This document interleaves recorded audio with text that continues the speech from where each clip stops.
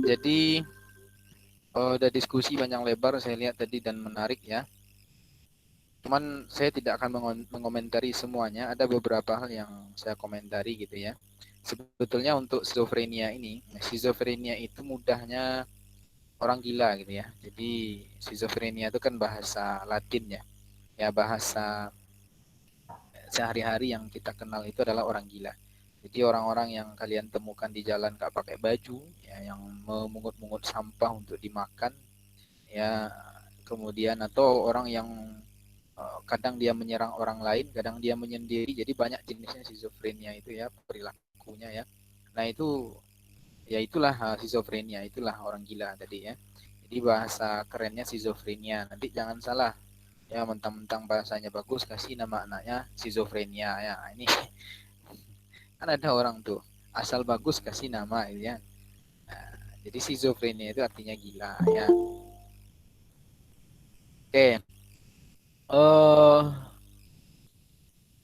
Jadi kalau dalam DSM-4 ya, dalam buku diagnosa ya, panduan diagnosa gangguan jiwa itu, orang yang memiliki perilaku abnormal ya termasuk dalamnya schizophrenia itu sudah ditentukan apa indikator-indikator perilaku yang muncul ya atau apa namanya itu kriterianya karakteristiknya ya. Nah di antara yang menjadi ciri khas schizophrenia ini adalah adanya waham ya, apakah itu waham kecemburuan, waham kekuasaan ya, kebesaran ya, atau waham jenis-jenis waham yang lain. Kemudian ada di situ eh, apa namanya halusinasi ya, halusinasi. Kemudian ada juga di situ paranoia ya atau paranoid ya. Nah ini indikator-indikator dari schizophrenia. Nah orang gila itu ya mudahnya kita mengenali mereka. Mereka itu apa namanya hubungannya dengan realitas atau relasinya dengan realitas dunia nyata ini itu sudah putus ya. Sehingga kalau dia ngomong itu dia nggak butuh teman untuk ngomong, nggak butuh manusia lain. Temannya bisa pohon, ya bisa sapi, bisa apa saja. Itu dijadikan teman karena dalam pandangannya ya, itu terjadi apa namanya ya semacam ilusi ya. Jadi pohon itu seolah-olah dianggap sebagai temannya karena ada kerusakan sistem berpikir yang ada di dalam otak ya. Makanya untuk menangani schizofrenia ini biasanya tidak cukup dengan terapi-terapi psikologis ya, tapi juga dengan obat-obatan yang ini ranahnya psikiater gitu ya. Nah, ini ciri-ciri dari schizofrenia, bentuk-bentuk dari schizofrenia itu seperti itu. Nah, tadi mengenai jenisnya dan apa sudah kalian bahas ya, saya kira sudah cukup. Kemudian, menarik tadi diskusi kita, ada catatan saya tentang bagaimana kemudian keluarga itu berperan dalam penularan schizofrenia. Ya, biasanya itu orang yang punya keluarga yang menderita schizofrenia, apalagi kalau itu orang tua, itu cenderung untuk menurun ke anaknya, gitu ya. Jadi penurunannya ini itu bukan hanya secara genetik, tapi juga behavioris sifatnya, ya lingkungan. Jadi anak tadi karena dari kecil diasuh oleh orang tua gila, orang tua yang schizofrenia, lama-lama dia belajar perilaku seperti orang tuanya. Nah ini yang menyebabkan kemudian anak tadi menderita schizofrenia, walaupun secara genetik mungkin tidak gitu ya. Dan ada juga yang secara genetik memang terjadi, tapi ini tidak banyak ya dan bahkan tidak bisa dibuktikan gitu ya. Tapi kalau yang secara behavioris ini bisa kita buktikan ya. Nanti diperhatikan ya di kampung atau di mana ya tempat kalian tinggal, tempat kalian berada. Eh, perhatikan, biasanya kalau ada keluarganya salah satu yang menderita schizophrenia, biasanya bisa menular ke keluarga yang lain. Ya, karena dia belajar perilaku di situ, ya, modeling. Ya, apalagi kalau schizophrenia ini adalah yang apa? Yang peran sentral orang tua, misalnya ibu atau bapak gitu ya. Nah, eh, saya dulu punya teman ya waktu SMA. Jadi dia adik-beradik 3 orang. Ya orang tuanya dua-duanya pasangan yang apa? Bukan schizophrenia tapi terbelakang gitu, terbelakang mentalnya gitu ya. Eh, bapaknya itu ya mungkin boleh dikatakan idiot atau apa gitu ya. Dia hanya bisa mencari uang, kemudian uang tadi digunakan untuk kebutuhan-kebutuhan dasar saja. Bahkan uang itu kadang tidak bisa dia kontrol gitu ya. Ibunya juga begitu. Dan anaknya itu 2 dari 3 anaknya itu sama dengan orang tuanya gitu ya. Keterbelakangan mental. Hanya satu yang normal ya, teman saya itu. Nah, sampai sekarang dia masih normal ya. Jadi kalau dilihat itu sebetulnya peran genetik itu di situ kecil gitu ya. Ya, peran lingkungan keluarga itu yang sangat besar. Nah, dan juga penyelesaian masalah ya. Penyelesaian masalah biasanya orang gila, orang dia kan melihat setiap hari ya berinteraksi dengan keluarganya yang mengalami skizofrenia. Nah, suatu saat ketika dia punya masalah, kemudian dia depresi berat, biasanya perilaku-perilaku menyimpang tadi akan muncul ya. Ya, secara tidak sadar akan muncul ya, karena itu ada dalam rekaman memorinya, dalam ketidaksadarannya. Nah, itu. Ini ada beberapa studi tentang skizofrenia ya, yang kaitannya dengan uh, faktor genetik tadi. Ada studi tentang keluarga. Nah, ditemukan bahwa kerabat pasien skizofrenia memiliki kecenderungan lebih tinggi untuk mengalami skizofrenia. Jadi orang kalau punya kerabat gila, dia secara pribadi ya atau anggota keluarga yang lain punya risiko yang tinggi untuk mengalami skizofrenia ya, terpapar skizofrenia atau gila ya. Nah, ini hati-hati.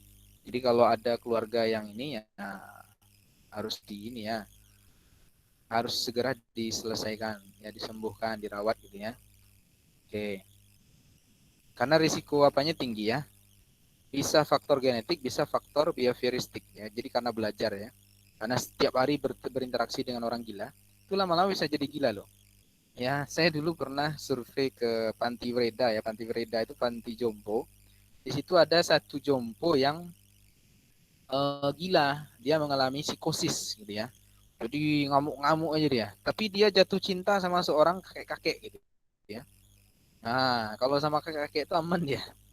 Jadi yang apa nih jompo ini itu dirawat oleh satu orang perawat yang khusus merawat dia. Ya, kami wawancarai itu perawat itu. Apa yang dia rasakan selama berada di situ ya. Ternyata lama-lama dia stres juga. Ya sampai di rumah itu bisa muring-muring sendiri, marah-marah sendiri gitu ya. Karena terpengaruh gitu ya. Jadi ada apa namanya ya, kalau anak muda bilang kan auranya gitu ya. Ada aura-aura negatif kemudian yang berpengaruh gitu ya.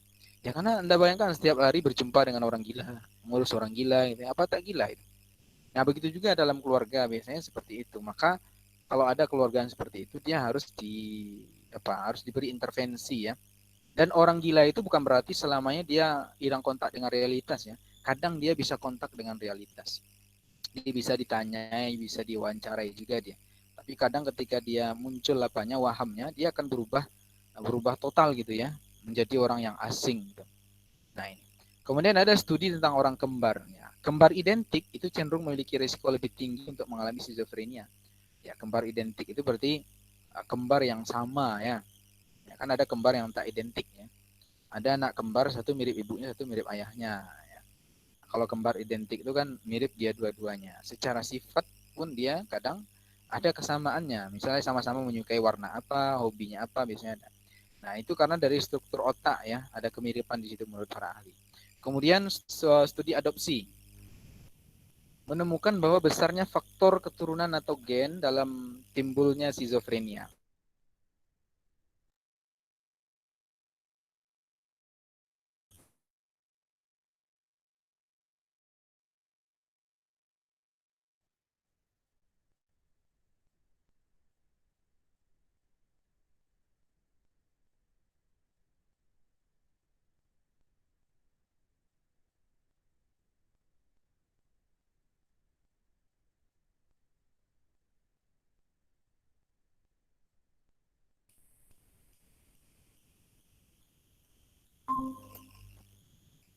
Oke, maaf terputus ya jaringan ya. Jadi itu sedikit catatan Ya dari Pak, saya ya. Oke, mudah-mudahan ini menambah apa yang sudah kita diskusikan tadi. Nah, kalau ada pertanyaan yang belum terjawab atau yang mau didiskusikan, saya persilahkan. Silakan, ada yang mau bertanya? Atau ada yang mau kita diskusikan?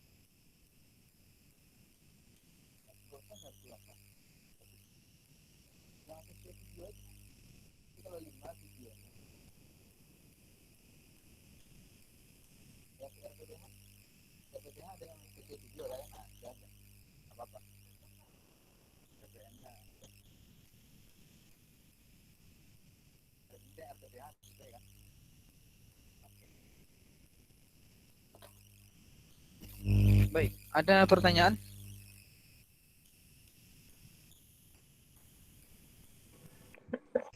Tidak, Pak. Tidak ada sepertinya, Pak. Oke, nggak ada pertanyaan, berarti sudah paham semua ya. Oke, mengenai ujian kemarin gimana? Saya lihat banyak yang nilainya yang masih rendah lah ya. Yang mencapai 80 ke atas tidak beberapa, cuman beberapa kan. Padahal soalnya sebetulnya kan sudah kita diskusikan ini. Istilah-istilah itu sudah kita ada dalam video kalian juga ada. Misalnya tentang bunuh diri ya. Bunuh diri yang dilakukan karena menjadi anggota suatu kelompok ya, atau semacam terorisme itu kan. Itu bunuh diri apa kan? Itu kan altruisme karena fanatisme dengan kelompoknya, membela kelompoknya kan. Itu kan sudah kita diskusikan ya, atau yang lain, istilah-istilah lain ya. Saya banyak di situ mengeksplorasi istilah-istilah karena itu yang harus kalian pahami, kalian di konseling kan. Oke, siapa yang nilainya kurang dari 70? Ada?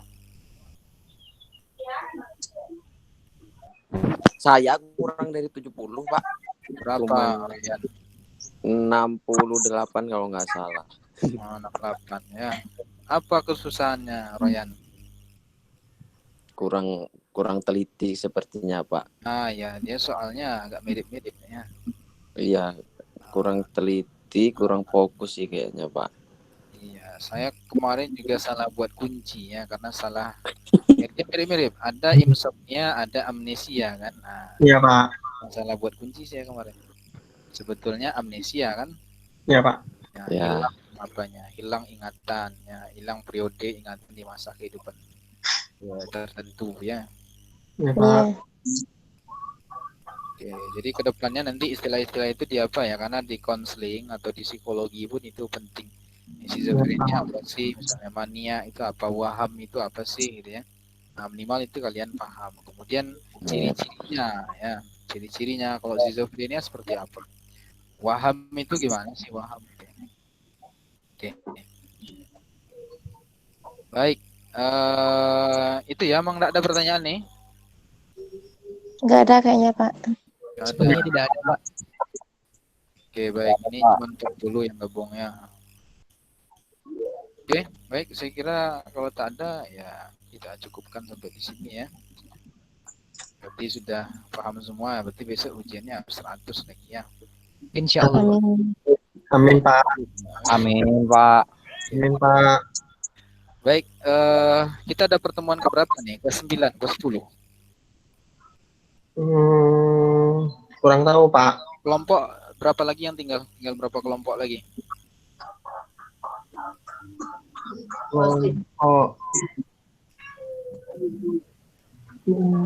Kelompok berapa nih?